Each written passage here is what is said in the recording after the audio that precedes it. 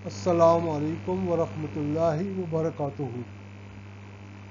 आज हम एक नया स्लाइड शो लेके आए हैं डेप्रिसिएशन के सिलसिले में, और इसमें भी जो एक्सरसाइजेज होंगी और डेप्रिसिएशन कैसे कैलकुलेट किया जाता है वो हम दिखाएंगे। तो हम शुरू करते हैं। आपसे गुजारिश ये है कि आप प्लीज़ आप इसको लाइक करें, इसको शेयर करें और इसको प्रैक्टिस भी करें, खूब अच्छी तरीके से इसको प्रैक्टिस करें, क्योंकि इन क्वेश्चंस को पूरी तरीके से हल कर लेना, करेक्टली हल कर लेने से आपके सॉलिड मार्क्स होंगे और आपको अच्छे मार्क्स दिलाने में बहुत ज़्यादा मुअय्यन और मददगार होंगे। फर्स्ट स्लाइड की तरफ हम जाते हैं। ये पहली स्लाइड हमारी पहला क्वेश्चन है। Universal industries provided the following information, purchase the machine. इन्होंने 2007 में 8,000 की डॉलर्स की ये मशीन परचेज की है और उसको 2009 में $7,000 में इसको बेच दिया है, यानी तकरीबन 1-2 साल इसको इस्तेमाल किया है। Universal use straight line method, इसमें हम स्ट्रेट लाइन मेथड सीखेंगे और इसका डेप्रिसिएशन रेट जो है वो 10% है।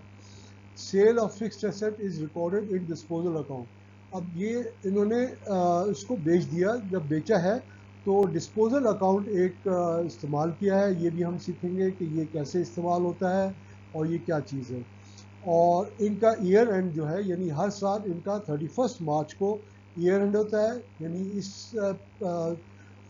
इस तारीख तक ये अपना प्रॉफिट एंड लॉस जो है वो कैलकुलेट करते हैं, बैलेंस शीट और इनकम स्टेटमेंट बनाते हैं। This is the year ending process. ठीक है जी। अब नेक्स्ट स्लाइड में हम जाते हैं। ये स्लाइड जो है आप देखें कि इसमें क्वेश्चन है एक्सप्लेन द टर्म डेप्रिसिएशन। ये डेप्रिसिएशन हम बताएंगे। Give 2 reason why fixed assets depreciate, और prepare journal entries to record sale of machine, transfer profit and loss on 31 March 2009, and explain why depreciation is an application of accruals concept.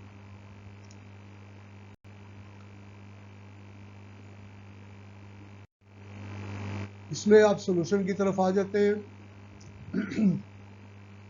Depreciation is the cost of asset consume, यानी एक साल में या एक period में जितना asset की services हमने इस्तेमाल कर ली, कंज्यूम कर ली, उसको हम एक्सपेंस के तौर पे प्रॉफिट एंड लॉस में ट्रांसफ़र कर देते हैं।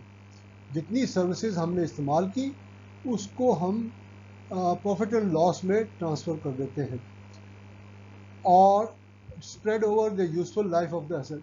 Each year depreciation is transferred to the profit and ये depreciation expense है। इनफैक्ट depreciation आप इसको, क्योंकि इसको हम depreciate कर रहे हैं तो depreciation expense का अकाउंट हम इस्तेमाल करेंगे और इसको प्रॉफिट एंड लॉस में हम ट्रांसफ़र कर देंगे। अब एसेट्स क्यों डेप्रिशिएट होते हैं?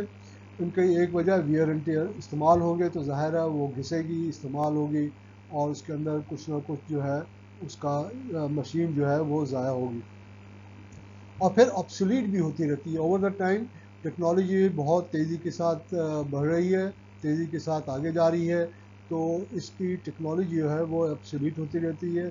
और आजकल हम देख रहे हैं कि नई ज़माने के हिसाब से 3 साल के बाद कंप्यूटर जो है वो ऑब्सोलीट हो जाता है, नए ब्रांड्स और नई किस्म की टेक्नोलॉजी जो आ जाती है। इसी तरीके से मशीन्स में भी 5 साल 10 साल के बाद वो ऑब्सोलीट हो जाती है और नई टेक्नोलॉजी उसके अंदर आ जाती है। और कोशिश ये करते हैं आजकल लोग कि पुरानी जो इनकी मशीनें हैं उनको हम डिस्पोज ऑफ कर दें, जिस तरह इस क्वेश्चन में भी किया है।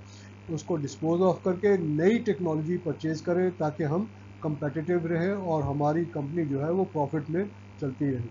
अब नेक्स्ट स्लाइड में हम जाते हैं।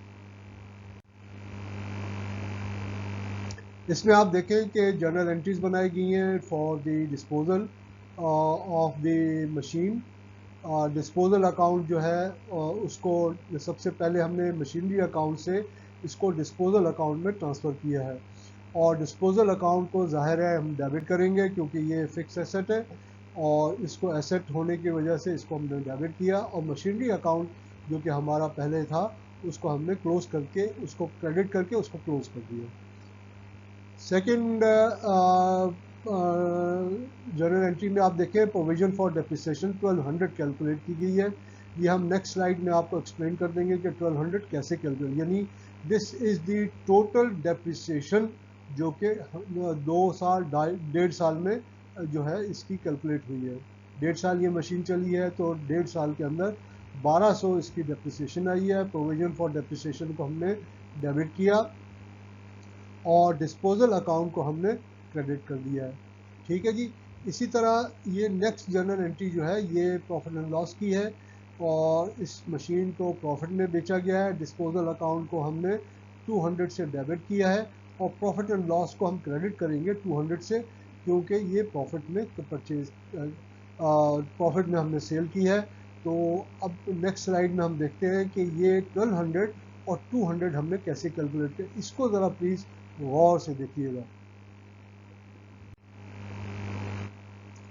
ये हमारी कैलकुलेशन है, कैलकुलेटिंग प्रोविजन फॉर डेप्रिसिएशन। सबसे पहले प्रोविजन फॉर डेप्रिसिएशन कैलकुलेट करेंगे और अक्टूबर 1, 2007 से लेकर 31 मार्च 2008 तक 6 महीने बनते हैं। अब 6 महीने की कैसे कैलकुलेट करनी है वो ज़रा देख लें आप तरीका।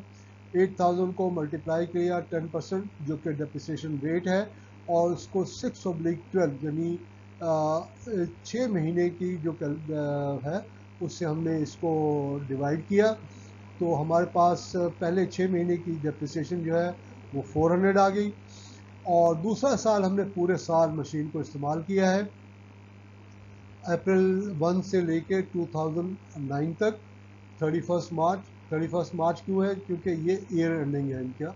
ठीक है, इस साल को सब कुछ जो है वो क्लोज हो जाता है तो 31 मार्च 2009 को तक पूरा एक साल बनता है। अब 8000 इसकी कॉस्ट है और 10% डेप्रिसिएशन रेट है तो पूरे साल का जो रेट आ जाएगा वो 800 आ जाएगा और 400 प्लस 800 ये हमारे प्रोविजन फॉर डेप्रिसिएशन टोटल आ जाएगी। ये आप सीख लें प्लीज़ कि किस तरीके से प्रोविजन फॉर डेप्रिसिएशन कैलकुलेट किया जाता है। फिर आप प्रॉफिट एंड लॉस कैसे कैलकुलेट किया। कॉस्ट इसकी 8000 है, लेस प्रोविजन फॉर डेप्रिसिएशन या टोटल डेप्रिसिएशन कितना है वो 1200 आ जाएगी। तो ये बैलेंस जो है this is in fact the book value, यानी 1200 माइनस करेंगे 8000 में से तो हमारे पास 6800 ये इसकी बुक वैल्यू आ गई। ठीक है जी। और सेलिंग प्राइस हमारी 7000 है। अब 7000 में से 6800 हम माइनस करेंगे तो हमें प्रॉफिट मिल जाएगा 200। ये आपको एक्सप्लेन कर दिया कि 200 प्रॉफिट हमने कैसे कैलकुलेट किया है। नेक्स्ट स्लाइड में हम देखते हैं अक्रूवल प्रिंसिपल के बारे में यहाँ पे एक्सप्लेन किया गया है। मैचिंग प्रिंसिपल या अक्रूवल प्रिंसिपल, एक ही प्रिंसिपल के दो नाम हैं। Clearly states that expenses of the current year are to be matched with revenues of the current year.